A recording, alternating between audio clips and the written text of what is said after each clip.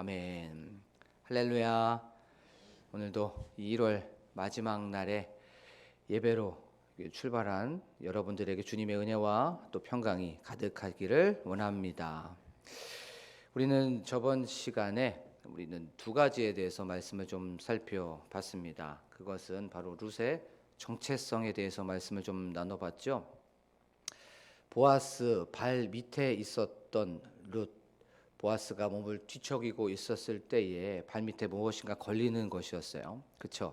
그래가지고 이제 보아스는 무엇인지, 이게 동물인지 짐승인지 곤충인지 벌레인지 확인치 한번 일어났는데 깜짝 놀라게 되었죠. 거기에 눈을 뜨고 있었던 한 사람, 여인이 있었습니다. 그러면서 이제 보아스가 물어보죠. 네가 누구냐라고 물어보게 됩니다. 바로 룻의 정체성을 물어보게 된 거죠. 너는 어디 지파 사람이고 너는 소속이 어디고 너의 지금 하고 있는 이 이유는 무엇이냐라고 하면서 네가 누구냐라고 물어보게 된 거예요. 이 질문은 곧 우리에게도 똑같이 하는 질문입니다.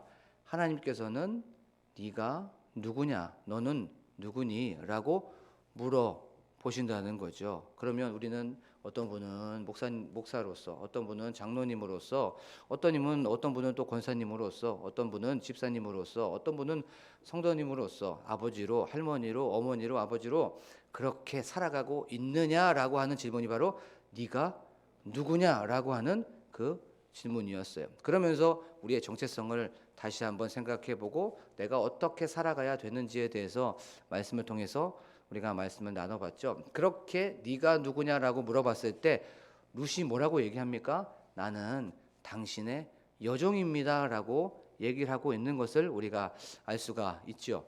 보아스는 심기가 그렇게 편치 않았을 거예요. 놀랐을 것입니다. 평정심을 잃어버렸었을 거예요. 그런 상황 속에서 룻이 나는 당신의 여종입니다라고 하면서 보아스를 끊임없이 높여주고 있는 것을 보게 되죠. 그 다음에 보아스를 인정해주고 세워주고 있는 것을 보게 됩니다. 이렇게 자신을 높여주는 그런 상황 속에서 바로 보아스는 평정심을 찾았고 바로 보아스는 모든 것들이 회복을 경험하게 되었을 거예요. 우리들의 삶 속에서도 똑같습니다. 우리들의 삶 속에서도 우리들의 자세, 우리의 태도, 우리의 말, 행동, 대화 이것을 통해서 어떤 사람을 심기가 불편하게 만들 수도 있어요. 또 평정심을 잃어버리게 할 수도 있단 말이에요. 그런 상황 속에서 그러면 그 사람을 다시 회복시켜 줄 수 있는 건 바로 나는 낮아지고 그 사람을 높여주는 거죠. 인정해주고 세워주는 겁니다. 그러면 그걸 조금 더 구체적으로 하면 이런 거죠. 미안합니다. 어떤 상황 속에서 그 사람의 심기가 불편하게 되면 미안합니다. 죄송합니다라고 사과하는 것이 바로 그 사람을 높여주는 거예요. 그러면 그 미안하다는 말 안에는 어떤 말이 전제되어 있습니까? 당신이 옳습니다라고 하면서 그 사람을 높여주는 거죠. 사과하는 것 그 안에는 당신이 맞습니다 라고 하면서 그 사람을 인정해 주는 거예요. 미안합니다.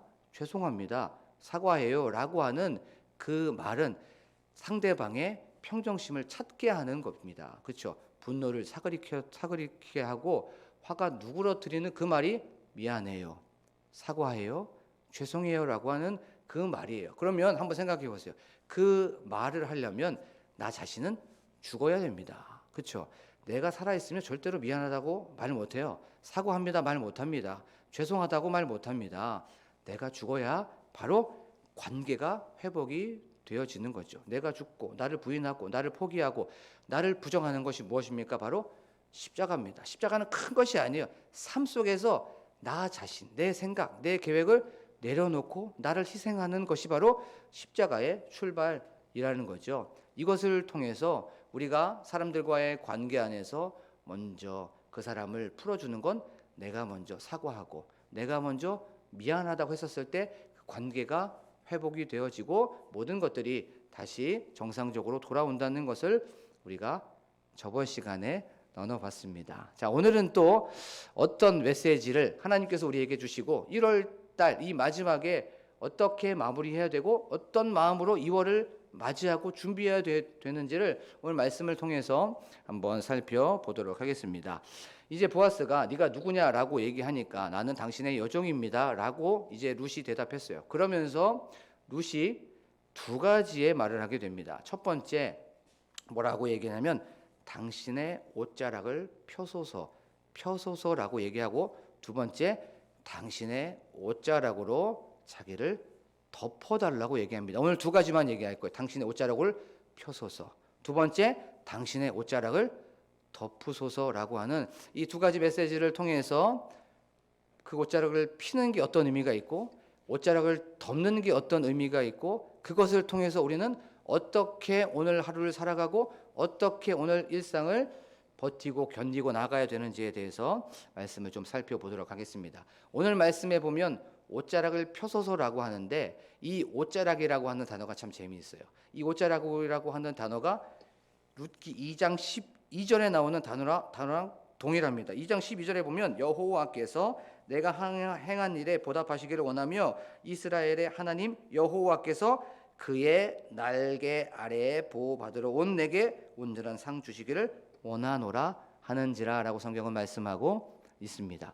옷자락이라고 하는 말과 날개라고 하는 말이 동일한 단어로 사용되고 있어요. 그러면 여기에서 당신의 옷자락을 펴소서라고 하는 건 당신의 날개를 펴소서라고 하는 그런 뜻이죠. 자, 그러면 성경에서 우리가 날개를 한번 생각해 봐야 되죠. 날개라는 건 성경에서, 특별히 구약 성경에서 돌봄, 보호, 보살핌, 능력이라는 그런 개념을 갖고 있고 그런 뜻을 가지고 있어요. 그러면 보아스에게 룻이 당신의 옷자락을 펴달라는 건 당신이 나를 도와주소서, 보아스 주인님, 마스터, 나를 돌봐주소서, 나를 보살펴 주소서, 당신은 그런 능력이 있으십니다라고 하는 고백이 바로 룻의 고백이라는 거죠.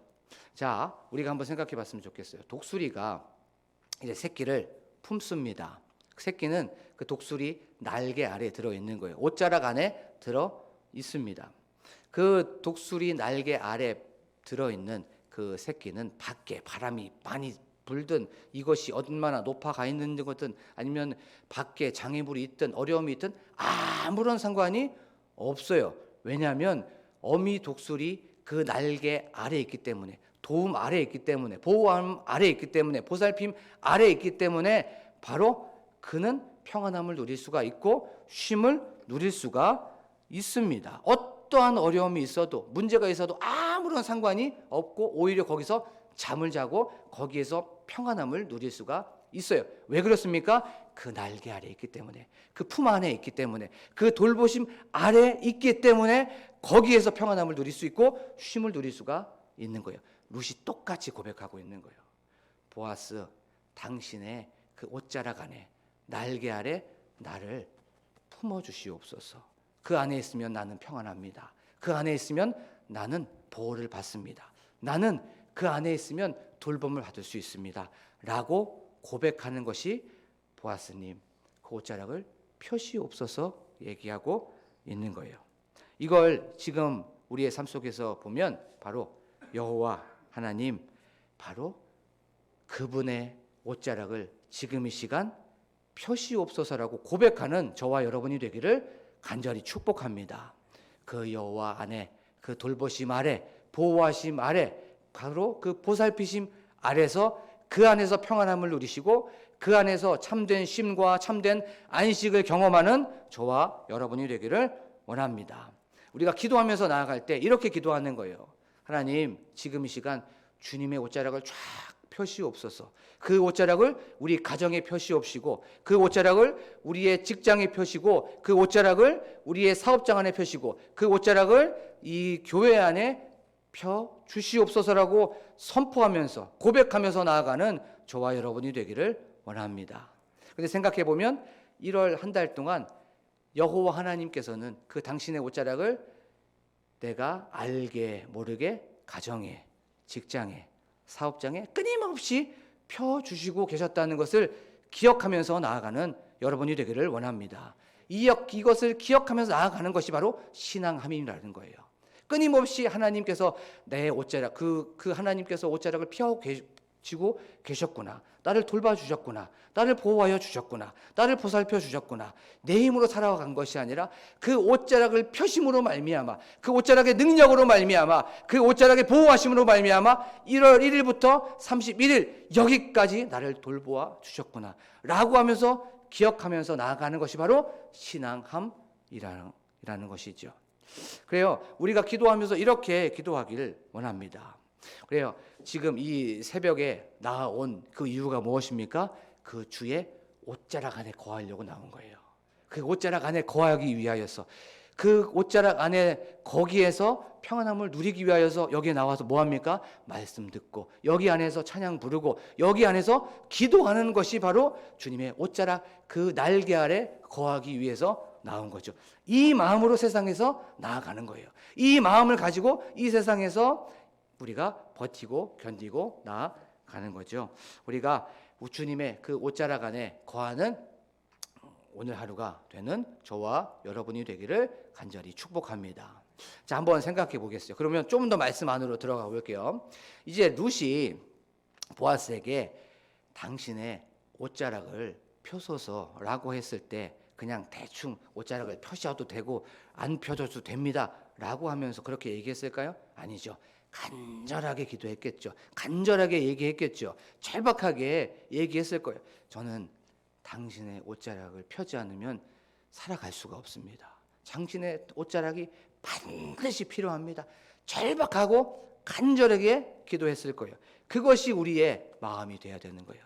이 기도 제목이 돼야 됩니다. 하나님의 그 보살핌 주셔도 되고 하나님의 그 보살핌을 안 주셔도 되고 이렇게 해도 되고 안 줘도 되고 이런 대충 기도하는 게 아니에요.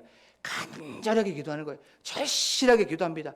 오늘 하나님의 보호하심이 간절히 필요합니다. 저는 하나님의 보호하심이 없으면 살아갈 수가 없습니다. 저희의 이 가정은 하나님의 보호하심이 없으면 버텨내갈 수 있는 재간이 없습니다. 이 직장, 사업장, 이 교회는 하나님의 그 돌보심이 간절하게 필요합니다. 절실하게 필요합니다. 하나님, 저희의 마음을 드립니다. 저희의 중심을 드립니다. 저희의 목숨을 다해서 하나님, 이 주님의 옷자락을 펴서 우리를 도와주시옵소서 라고 하면서 간절하고 절박하게 기도하는 저와 여러분이 되기를 원합니다. 그렇게 찾고 두드리고 이렇게 끊임없이 기도하여서 하나님께 받아서 하나님의 그 평안함을 누리는 저와 여러분이 되기를 원합니다.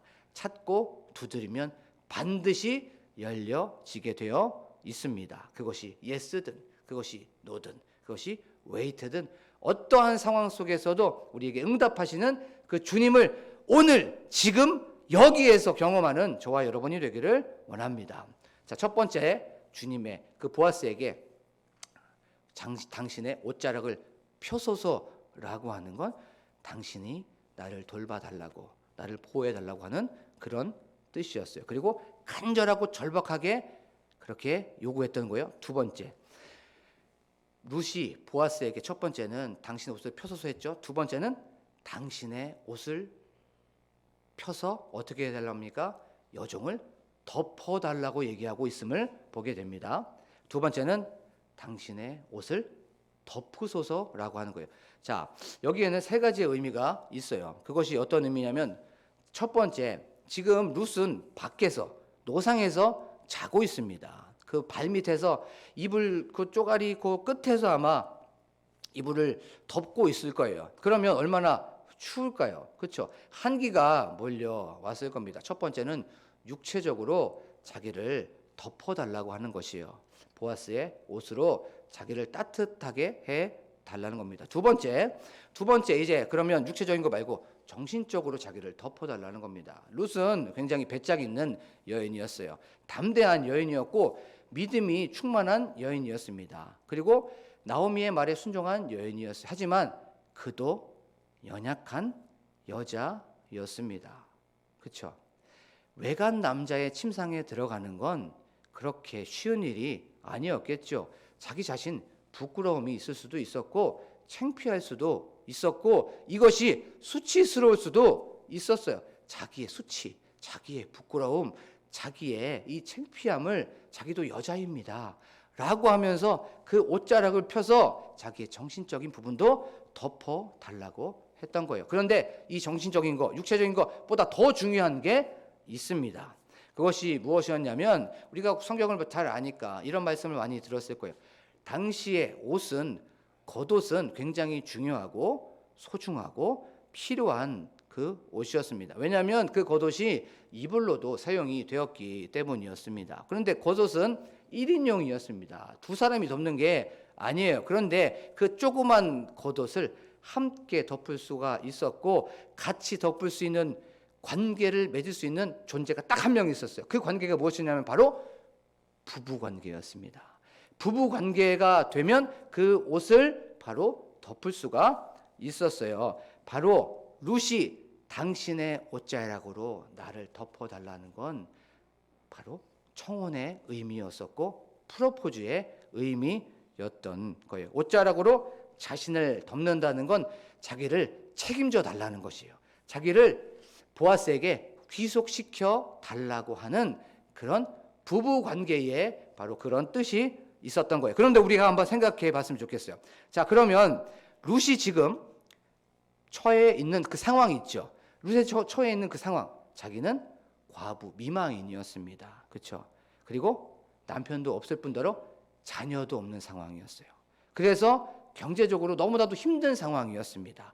절망적인 상황이었어요. 사회적으로도 너무나도 비천한 신분이었고 주목받지 못하는 상황이었어요. 그런데 여기에서 보아스가 옷자락을 펴서 룻을 덮어버린다면 그의 신분이 바뀌고 그의 경제적인 부분도 풍요로워지고 모든 것들이 다 정상적으로 회복이 되어지게 되어 있는 상황이 바로 옷자락으로 덮으소서, 나를 신부로 받아주시옵소서, 나를 부부의 관계 안으로 들어가 주시고 귀속시켜 주세요, 나를 정상으로 회복시켜 주시고 나를 모든 것들로부터 고쳐 주세요라고 하는 그 고백이 바로 나를 덮어 주소서라고 하는 고백입니다. 그러면 이 말씀이 우리하고 무슨 상관이 있는지 적용해 봐야 되죠.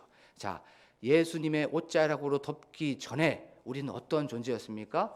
죄인이었습니다. 마귀의 종이었고 마귀의 나라에 있었어요. 그리고 끊임없이 마음속에 공허한 마음이 있었습니다. 끊임없이 불안해 있었고 무엇인가 허무한 것을 잡으려고 했었던 그 상태가 바로 우리의 상태였던 거예요. 그리고 어둠 속에 있었고 또 창기였었고 죄인이었을 뿐더러 원수였고 대적이었어요. 그런데 우리가 어떤 존재가 되었습니까? 예수 그리스도의 십자가의 부활을 믿고 나서 우리는 어떤 존재가 되었죠? 바로 그리스도의 옷으로, 구원의 옷으로 덮은 존재가 되었던 거예요. 이제 우리는 죄인이 아닙니다. 물론 용서받은 죄인이긴 하지만 이제 우리는 신분이 바뀌었습니다. 바로 의인이 된 거죠. 그리고 이제 우리는 존재가 바뀌게 되었어요. 예전에는 마귀의 종이었어요. 그런데 우리 이제는 뭐가 됐습니까? 하나님의 아들이고 자녀가 된 거예요. 예전에는 끝이 지옥이었고 끝이 죽음이었고 사망이었습니다. 이제는 끝이 천국이고 바로 우리는 생명 안에 있는 존재라는 거예요. 그리고 예전에 어둠의 자식이었죠. 이제는 빛의 자녀입니다. 우리는 이렇게 끊임없이 존재가 바뀌고 신분이 바뀌고 소속이 바뀌고 끊임없이 우리는 바뀌어져 있는 상태라는 거예요. 우리는 모든 것들이 다 제자리를 찾은 정상으로 회복이 된 사람들이라는 거예요. 그런데 마귀는 이것을 기억하지 못하게 합니다. 너는 끊임없이 죄의 장녀고 끊임없이 너는 불안해하게 만들고 상황과 환경과 형편과 처지와 조건을 달아서 우리를 낙심하게 합니다. 이런 상황 속에서 우리가 오늘 말씀을 기억해 나아가야 되는 거예요. 그것이 무엇입니까? 나는 예수 그리스도로 덮은 존재라는 거, 예수 그리스도로 인하여서 구원받은 존재라는 거, 예수 그리스도가 나를 덮고 있는 존재라는 것. 물론 우리는 연약하여서 어떤 상황과 형편과 문제 때문에 낙심할 수 있어요. 불안해할 수 있고 두려워할 수 있습니다. 이거 흔들릴 수 있어요. 이건 부인하지 못합니다. 항상 그런데 생각해 놔야 가야 되는 건 바로 나는 이 모든 것들을 예수 그리스도께서 십자가와 바로 부활로 말미암아 다 못 받고 승리하셨다는 것을 기억하면서 오늘 하루를 승리하며 나아가는 저와 여러분이 되기를 간절히 소망합니다. 우리는 더 이상 죄의 종이 아닙니다. 우리는 그리스도로 인하여서 바로 덮은 존재입니다. 이것만 생각하면 지금 힘들고 어렵고 낙심되고 흔들릴 수 있지만 이것으로 인하여서 다시 한번 일어나갈 수 있는 것이고, 이것으로 인하여서 예수 그리스도가 나를 덮고 있고, 나는 그 덮음으로 인하여서 구원을 받았고, 나는 생명이 있고, 나는 천국이 있고 영생을 가지고 있었다는 그 능력으로 말미암아 오늘 하루도 늘 승리하면서 나아갈 수가 있는 거예요. 그것을 바로 생각하면서 나아가는 저와 여러분이 되기를 간절히 소망합니다. 말씀을 이제 정리를 하면서 두 가지를 생각했으면 좋겠어요. 그것은 바로 보아스가 룻을 날개를 쫙 펴서 돌보고 보호하고 있는 것처럼 그리스도께서, 예수 그리스도께서 세상 끝날까지 우리와 함께 하시고 우리를 보호하시고 우리를 돌봐주신다는 그 첫 번째를 기억하면서 오늘 하루도 승리하면서 나아가십시오. 그리고 두 번째, 예수 그리스도께서 우리를 덮고 계신다는 것, 우리는 구원받았다는 것을 기억하면서 오늘 죽어도 바로 천국 가고 낙심과 두려움 속에서 있지만 바로 이 모든 것들 속에서 십자가와 부활을 바라보며 바로 오늘도 기억하면서 승리하면서 나아가는 저와 여러분이 되기를 간절히 축복합니다.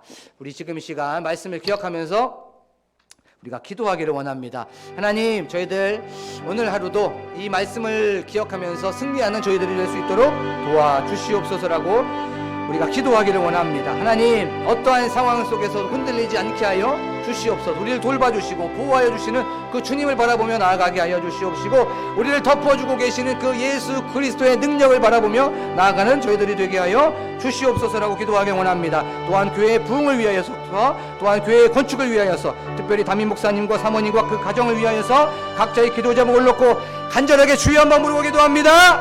주여!